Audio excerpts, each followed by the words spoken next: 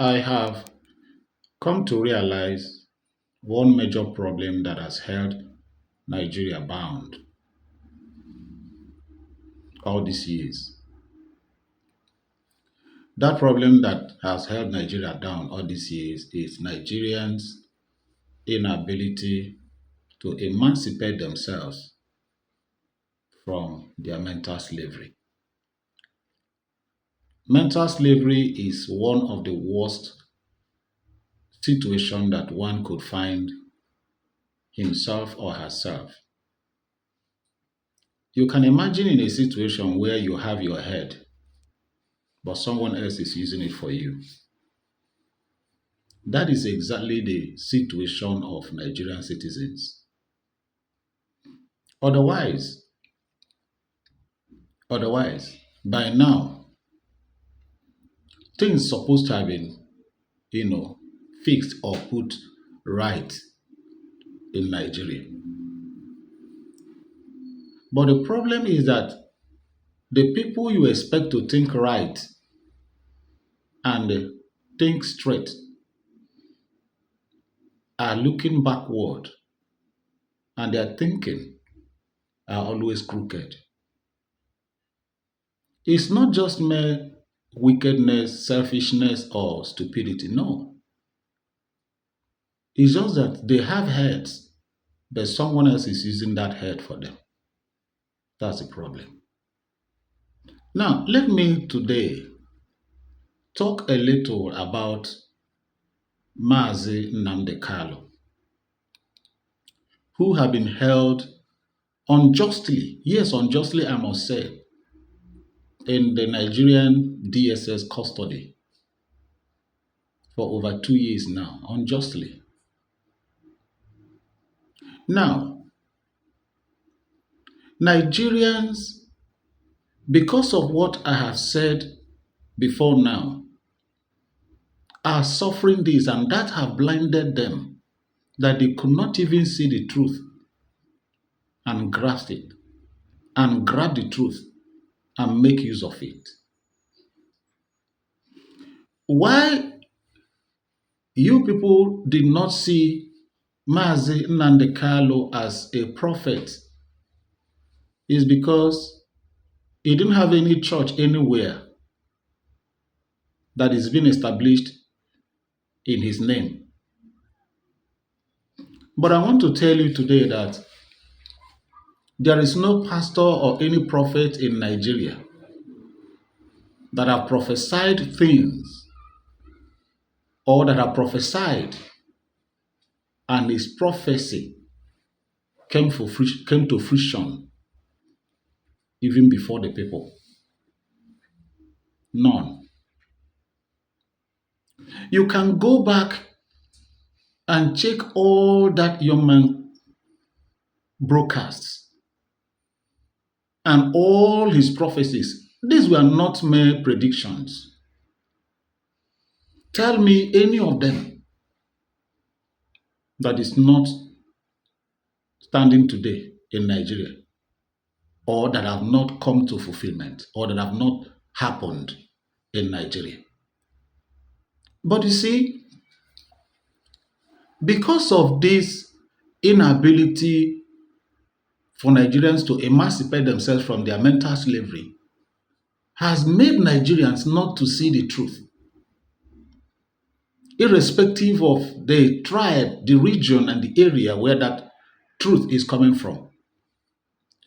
Listen, let us put this Biafran agitation by the side and critically look at what Nnamdi Kanu have been saying all these years. Before people started talking about the plans of the Fulanis to Islamize Nigeria, Nnamdi Kanu was the first who started talking about it. He told Nigerians that after Buhari that it was going to be Tinubu, that Tinubu was going to be the next to take over. He told Nigerians and said, look, you better start thinking on how to withdraw your money from the banks. Look at what is going on today. No, take a good look of what is going on today. Are those things that that young man had been saying, are they not happening before our eyes? Are we not seeing all of them? If we had put the sentiment of, hey, he's an Igbo man, he's fighting for Biafra, he's, asking for, fighting for Biafran secession from Nigeria, and we looked into all that he had been saying, maybe, I said maybe, by now, Nigeria, you know, by now could have been, experiencing a better shape, a little bit. But no, we allowed sentiment to blindfold us. And here we are today in Nigeria. See where we are today. You see, when Buhari failed the election, I think in 2003, yeah, that made him cry. People were like, oh, how passionate Buhari was about Nigeria, how Buhari loved Nigeria, how Buhari wanted to make things right in Nigeria, fix Nigeria. Everybody was thinking that Buhari was a tough man that would do things differently and fix Nigeria and make Nigeria better. But little did you know that Buhari had an agenda. Yes. Now, when Buhari entered office, what did he do? Was he able to fix Nigeria? I think the reason why Goodluck Jonathan was chased out of office, was thrown out of office, was because his government was accused of corruption. But where the corruption in Buhari's administration to that of Goodluck Jonathan, in fact, to that of 16 years of PDP, weigh it, and you see the one that weighs more, if we can tell ourselves the truth. Now, people did not know that when Buhari was the head of state, that people thought that he was a tough guy, that all those disciplinary measures and all those things that we, thought and was thinking that it was a Buhari's policies, toughness to fix Nigeria. No, it wasn't Buhari. It was Tunde Idiagbon, his deputy. It was Tunde. It was Tunde who was really the tough guy, not Buhari. But a lot of Nigerians didn't know. A lot of Nigerians didn't know. Buhari entered Aso Rock just for the mere fact of that, quest to Islamize Nigeria. But unfortunately, the 8 years was not enough for him to do that. But listen, let me tell us, it's not really that the 8 years was not enough for him. The truth here now is that that reality have beginning to dawn on them, the Fulanis. What is the reality? They were made the caretaker of Nigeria by the pretended to be unseen forces, made them the caretaker. And now the Fulanis have come to realize that even the people that made them the caretaker of Nigeria doesn't really have interest on them. And they now see that Nigeria is fastly, slipping out of their grip. And the other way they think to achieve that is by using religion. And that is why you see what is happening in the north today is happening. Even their pretended to be unseen forces, I've already told them. Let me tell us what they were told, which they are aware now, is that any other civil war in Nigeria will be the end of Nigeria. It will end Nigeria. Should anybody think of fighting any war in Nigeria again today, that is going to be the end of Nigeria. In and out, up and down. There will be nothing like Nigeria anymore. Should anybody think of going to war, they know it. They know it. And that was why what Buhari actually succeeded in doing was putting his so-called repented Boko Haram members into the military, into all the arms of the military forces in Nigeria.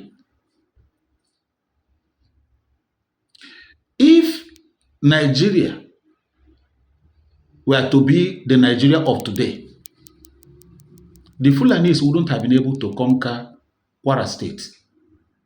Yes, they wouldn't have been able. Because that is one thing they were unable to understand before now. But now, they are beginning to wake up to that reality. And that's why you can see them now go to National Assembly and be talking about how to enshrine Sharia law into Nigerian constitution. Nigeria is a secular state. Yes. As they said. But you see, the point there is that they didn't even know when they shot themselves on the leg. They didn't know. They didn't know when they shot themselves on the leg. If not that Tinubu was a greedy man, Tinubu wouldn't have entered Aso Rock. Yes, he wouldn't have. What put Tinubu there was greed. Nigeria had been messed up before Tinubu. So you blame him a little. The only blame he has is that his greed controlled him. Yeah. And you see, I don't like it when some of our Nigerian politicians always want to be political correct in some issues in Nigeria. The other time I had Barrister Kenneth Okonkwo,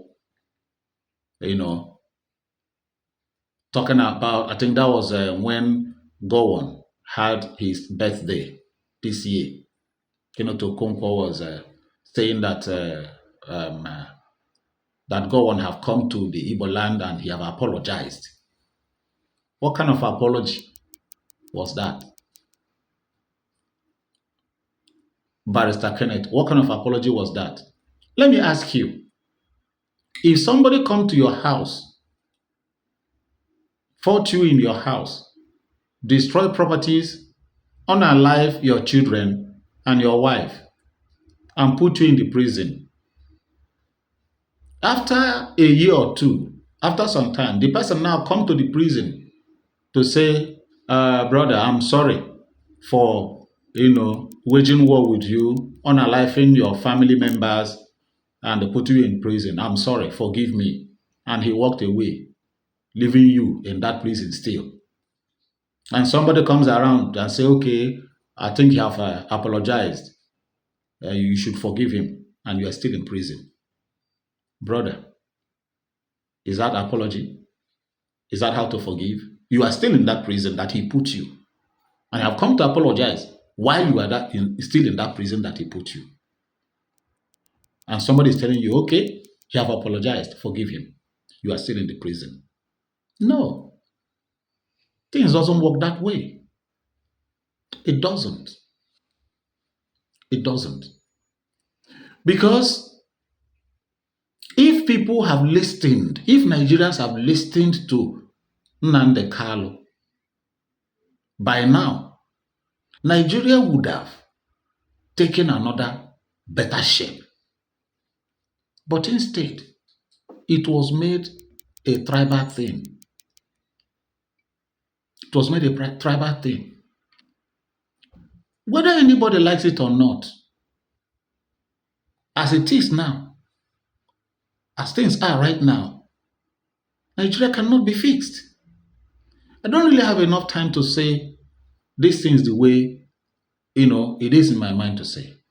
But I think I will make this particular issue now, this particular one that I've come up with, I will make it a part 2 or part 3 as the case may be. Because there are things in my heart that I need to voice out. Yes.